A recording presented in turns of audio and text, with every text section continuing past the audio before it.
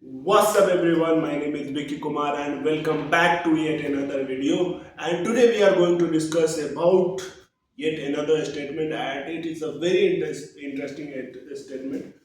Before I say you the statement, I want to tell you a story that how do I come up with the statement. So I basically took it out from a movie. I think the name of the movie is Heat. It's quite old, and the actor in that movie is Robert De Niro, and one more actor, a very famous actor. So in that movie, both the protagonist and antagonist believe that or have this perspective towards life that hope for the best but prepare for the worst. So I found this statement, I found this dialogue, I found this words very interesting, very compelling, that how that how interesting it is that if we analyze this statement, if we try to think between the words, if we try to read between the words, then we can understand that the first part of this, first part of this statements, which is hope for the best, it gives us a positive attitude towards life, towards future, and the second phrase, which is prepare for the worst, it says that even though we have a positive attitude towards future, it is not, we should not do our work, we should not prepare for the worst, we should not ignore the possibility of something wrong happening. So so we are going to discuss more about this statement, and how we first will try to understand what this statement trying to convey. And this is only my opinion. I have not talked to the actors or the movie cast or anything. That's how do I understand this, and how it is, or how it has made positive impact in my life. So let us take an example. For example, that you have an exam tomorrow and you want to prepare for it. You want to score good in that exam. Though the point of exam is only to test what you have learned from the past, but is our habit that to just crack the exam by studying before, or the last night before the exam.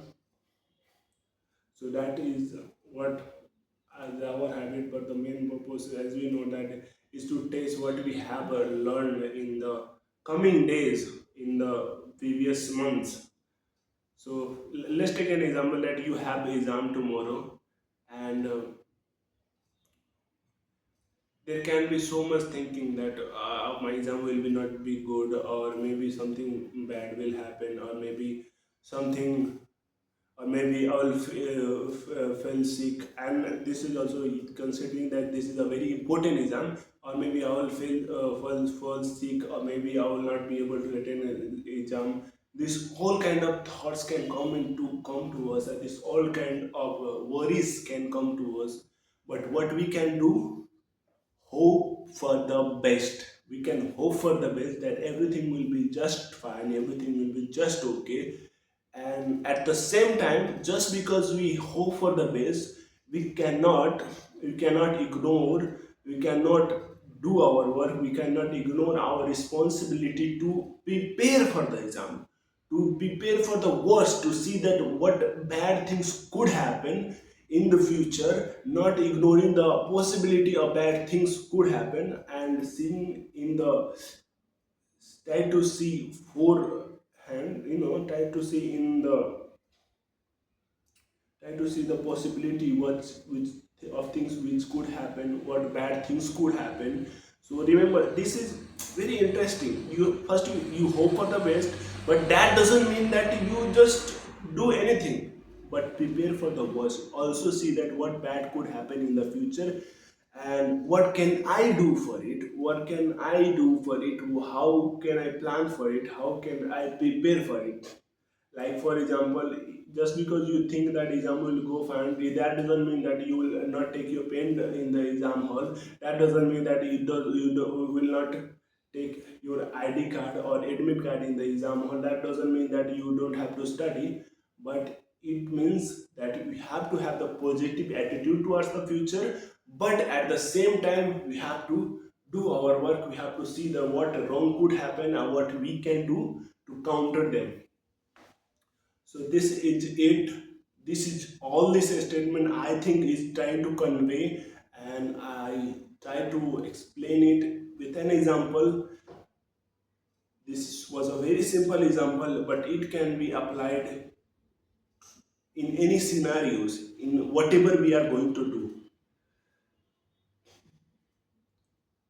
And how does it has impact in my life now. So I think it has impact very profoundly in my life. And how so is that it has allowed me to keep moving. It has allowed me to believe that good will come. It has allowed me to believe that everything will be just fine, because it is very easy. It is very easy. I don't know it is for everyone, but for me it is very easy to worry about future. It is very easy to just take tension. What will happen? No, no, no, no, I will not do this. People will do this, people will do that. So it has allowed me to have faith in myself. It has allowed me to believe, and at the same time it has